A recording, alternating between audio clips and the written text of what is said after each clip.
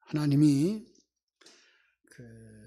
엘리야의 기도를 들으시고 비를 내려 주셨죠. 엘리야는 약속대로 이제 바알 선지자들을 그 기손 시냇가에서 다 죽였어요. 이 소식을 아합을 통해서 들은 이세벨이 엘리야를 죽이겠다고 결정을 했고, 이 형편을 보고서는, 이 상황을 듣고서는 이세벨은 유다에 속한 브엘세바로 도피해서 사환을 거기에 머무르게 하고서 엘리야는 광야로 들어가서 로뎀 나무 아래 앉아서 죽기를 원했죠. 그때 하나님이 천사를 보내서 떡과 물을 주셔요. 그 물을 먹고 떡을 먹고 40주 40야를 가서 하나님의 산에 호렙에 이르렀다. 그 호렙에서 또 굴에 들어가 있는데 하나님이 또 물어요. 네가 어찌하여 여기 머물고 있느냐. 위로하시고 격려하시고 그리고 그에게 새 사명을 주어요. 그럼 사명 기억하십니까? 첫 번째는 다메섹에 가서 하사엘에게 기름 부어서 아람 나라의 왕이 되게 하라. 왜 그런다고요? 그를 대적으로 써서 이스라엘을 징계하시려고. 두 번째로 예후에게 기름을 부어서 이스라엘의 왕이 되게 하라. 어리석은 왕이 되게 만드는 거죠. 그 다음에 이제 엘리사에게 기름 부어서 선지자가 되게 하라. 그리고서 20장에서 우리가 아합이 멸망하는 그 심판의 시작 부분들을 보았어요. 그 시작 부분에서 우리는 뭘 봤죠? 아람 왕 베나닷이 사마리아를 포위하고 공격해 들어왔어요. 1차로, 2차로, 3차로. 결국 협상이 결렬되고 선전포고하죠. 그때 한 선지자가 나타나서 이스라엘 왕 아합에게 이렇게 이야기해요. 적은 수의 군인으로 대적을 물리칠 수 있습니다. 청년들 230명 그리고 이스라엘의 백성들 군사들 7,000명 7,230명을 데리고 나가서 승리를 합니다.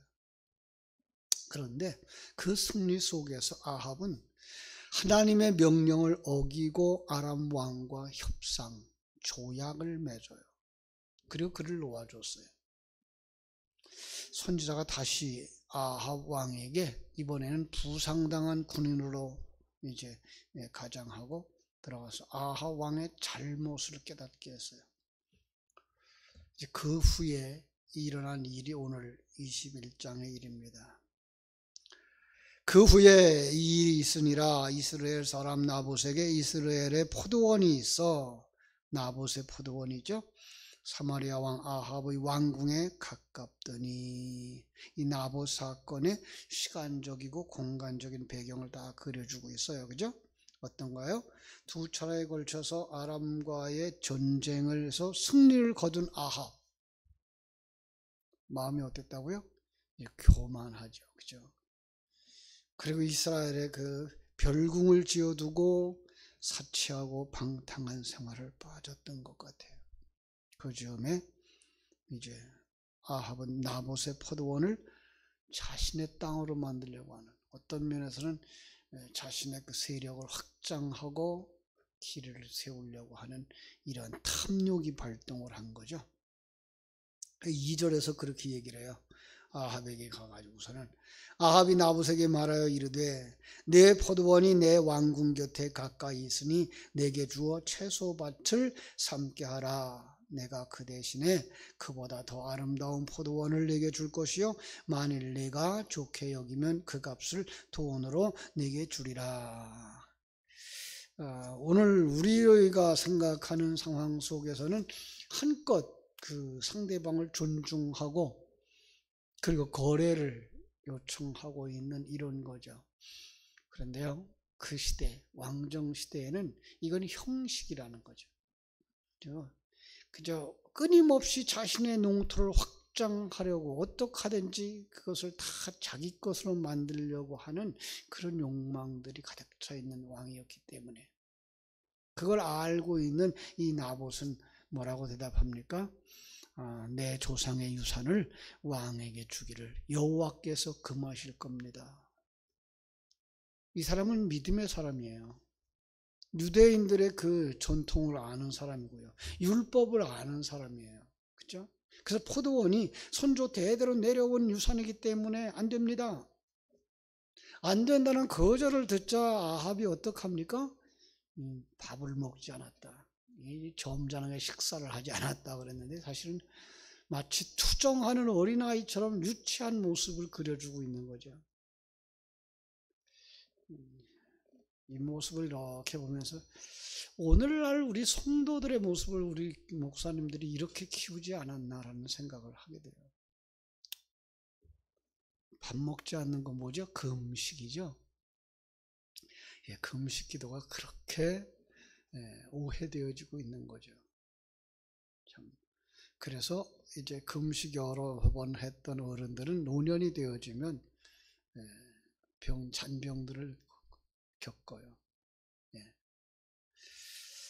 여러분, 성경이 말하고 있는 금식의 의미를 그냥 금식에다가 담아서 준 건데 그냥 그 진리는 생각지 못하고 그냥 그 형식을 따라서 음식을 먹지 않고 마치 뭐 하는 것처럼 투정하는 어린아이처럼 하나님 앞에 때를 쓰는 걸 금식 기도라고 생각을 했고, 그때 누가 역사해요? 하나님이 역사했다고 말들을 하는데 나는 그걸 사단에게 속은 건 아닐까라는 생각을 하게 되죠. 물론 그 속에서 진실로 하나님과 교제를 가지고 바른 신앙으로 가는 사람들이 있습니다만은, 그렇게 해서 문제를 해결받은 경험이 있는 사람들은 문제만 있으면 때를 쓰는 걸로 일평생을 보내죠. 그리고 문제가 해결되지 않으면 주변 사람들을 탓하고 심지어 자기를 탓하고, 더 나가면 누굴 탓하겠어요? 하나님을 탓하죠. 그럼 이건 아니에요. 여러분, 우리가 알라딘 램프를 그죠? 문질러서 지니를 불러내는 알라딘이 아니에요. 하나님의 지니가 아니에요. 하나님은 크신 하나님이고 계획을 가지신 하나님이고 섭리하고 계신 하나님이에요. 우주를 하나님이 움직이고 계신 거예요. 그런데 거기서 우리가 때를 쓴다고 하나님이 계획을 바꿀 거라는 생각, 하나님이 일을 이렇게 저렇게 우리의 뜻대로 해주실 것이라는 생각은 하나님을 너무 작게 보는 거죠. 바꿔야 돼요. 하나님, 이러한 상황, 이 속에서 믿음의 사람들은 어떻게 살아야 됩니까?를 외치고 거기서 믿음으로 행동해야 되는 거죠. 아주 극단적인 비유로 말해서 바벨론의 포로가 되어졌어요. 그때에 포로가 안 되겠다고 그들과 맞서 싸우지 말라고 얘기했죠, 예레미야는요. 그런데 어리석은 사람들은 뭐라 그랬을까요? 하나님이 우리와 함께 하시니 우리가 나가서 싸우면 우리가 이길 겁니다 라고 나가죠. 생명만 잃는 거죠. 결국은 누가 이겨요? 결국은 포로가 되고, 그죠? 바벨론이 이기죠. 오늘 우리들도 마찬가지예요. 자, 그런데 이 투정하는 어린아이에게 부채질하는 사람이 등장을 합니다. 5절부터 나오는 이세벨이라고 하는 여자죠. 그의 아내 이세벨이 그에게 나와 이르되 왕의 마음에 무엇이 근심하여 식사를 아니하나이까? 그럼 밥 안 먹으면요 체중은 줄어요. 괜찮아요. 다이어트 하는 데는. 그러나 여러분, 건강은 옳지 않다는 것 기억하시기 바랍니다. 이유가 뭐예요? 왕이 그에게 이르되 내가 이스라엘 사람 나봇에게 말하여 이르기를 여차여차 했더니 내게 주지 아니하겠노라 했다. 아합이 이 일을 자초지종을 이세벨에게 고하는 장면, 이거 뭐에서 볼 수 있어요? 오늘 우상 숭배하는 자들 모습 속에서 보는 거예요. 그리고 열심 있는 신도라고 말하는 사람들의 떼쓰는 기도 속에 있는 거예요. 그죠? 자기의 정체성을 잃어버리고 하나님 앞에 서 있는 자신의 모습을 잃어버리고 우상 앞에 가서, 그죠? 이세벨 앞에 가서 자기의 속상한 마음들을 다 털어놓고 문제 내려놓고 해결해 달라고. 여러분, 그러니까 무당들이 그 앞에 오는 사람들을 무시하고 말하죠. 네. 참 어리석어 보이는 거죠. 그 일을 해결해서 당신이 부자가 될 것 같으면 내가 왜 이러고 있겠어? 안 그러겠어요, 무당들은. 무당들 잘 사는 사람들 봤습니까? 요즘들은 뭐 부자들도 있다고는 합니다만은. 왜 자기들이 행복하게 살지 못하면서 다른 사람에게 행복하게 길을 열어주겠다고 생각을 하겠어요?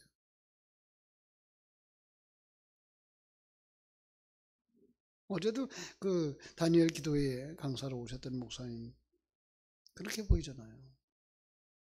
진리로 선포했을 뿐만 아니라 하나님의 사람의 모습으로 보여주어야 된다. 이게가 전도의 길이라는 거죠. 그게 하나님 나라를 확정하는 길이라는 거죠. 그렇게 자기가 하나님의 자녀, 은혜 받은 자인 것을 평안함으로, 의연함으로, 그리고 천국의 소망을 가진 자로 보여주는 삶을 살아가는 여러분들 되시기를 주님의 이름으로 축원합니다. 이세벨이 그 소식을 다 듣고서는 뭐라 그래요? 당신은 나라를 다스리는 왕이 아닙니까? 축혀 세우는 거예요. 일어나 식사하세요. 마음을 즐겁게 하세요. 내가 이스라엘 사람 나봇의 포도원을 뺏어서 왕께 드리겠습니다. 자, 이세벨의 눈에는요, 아합의 행동이 어리석기 한이 없는 왕답지 못한 처사로 보였던 거예요. 그래서 더 쉽게 미혹당하는 거죠. 그리고 아합의 이름으로 편지를 쓰고 거기 도장을 찍고 그 성읍에서 그 장로들과 귀족들에게 보냈어요. 거짓 편지. 아합의 도장을 찍은 거짓 편지. 이세벨이 거기에다가 뭐예요? 백성들을 속여 넘기기 위해서 모든 걸 다 동원하고 있는 모습이죠. 편지 내용 보겠습니다. 9절 10절. 그 편지 사연에 이르기를 금식을 선포하고 나봇을 백성 가운데 높이 앉힌 후에 불량자 두 사람을 거짓 증인이에요. 그의 앞에 마주 앉히고 그에게 대하여 거짓 증거하기를 네가 하나님과 왕을 저주하였다 하게 하고 곧 그를 끌고 나가서 돌로 쳐 죽이라 하였더라. 금식을 선포하게 했어요. 그죠? 뭐 그 시대적인 배경을 말하면은 이 공적인 금식 선포는요, 이건 어마어마한 큰 죄에 대한 집단적인 참회를 요구하고 있는 거거든요. 근데 지금 그걸 뭐 하려고? 나봇이 죄를 지었다라고 하는 걸 이렇게 확대 해석하고 있는 거예요. 죄를 짓지도 않았는데 불구하고 죄를 지었다라는 걸 덮어 씌우기 위해서. 사단은 이렇게 일합니다. 세상은 이렇게 일한다고요. 그 속에서 정신 차리지 않으면 안 되는 거죠. 이세벨은 아직 드러나지도 않은 가증한 그 죄악으로 말미암아서 이스라엘 성읍에 하나님의 저주가 임하고 있다고 위기의식을 불러일으키고 있는 거죠. 그리고 나봇에게 죄를 덮어 씌운 거예요. 나봇을 백성 가운데 앉혔습니다. 그죠?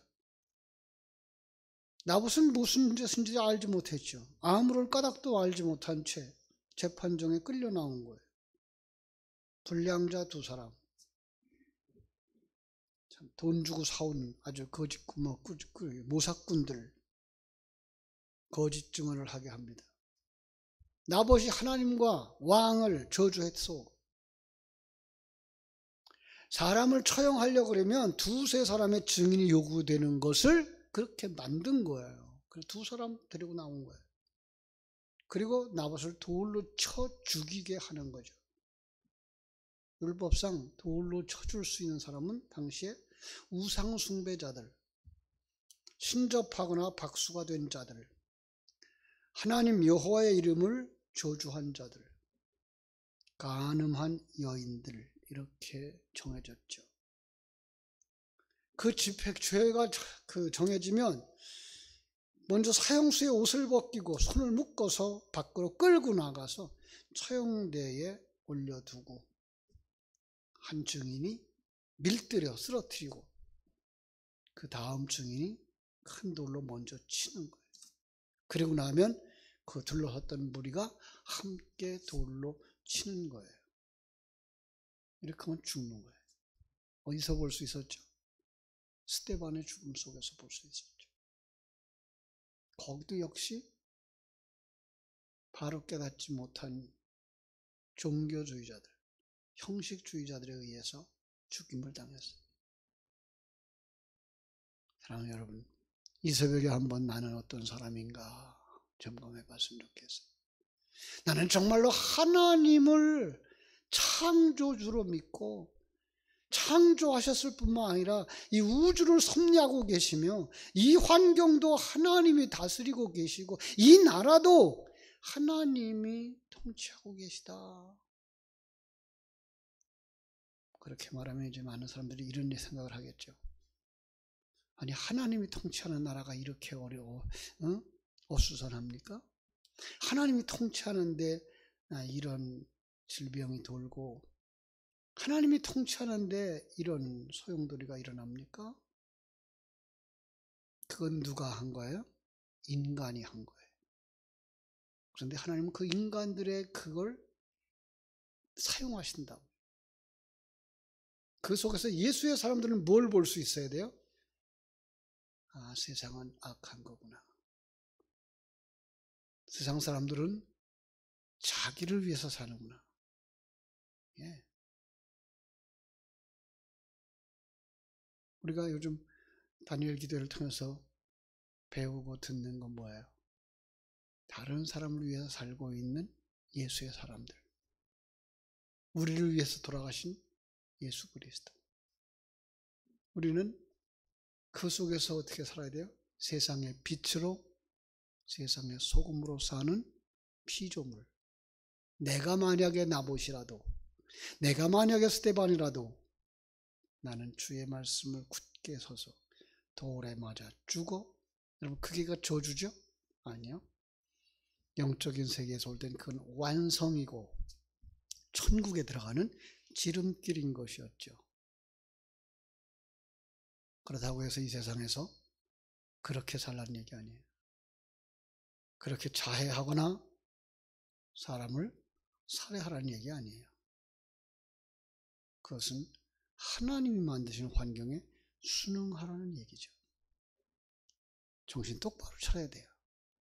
그러지 않으면 사단에게 또 속아서 자녀들을 살해하는 부모가 될 수 있고 부모를 살해하는 자식이 될 수 있거든요. 우리는 정말로 건강한 삶이 필요한 거예요. 그러기 위해서 뭐 해야 돼요?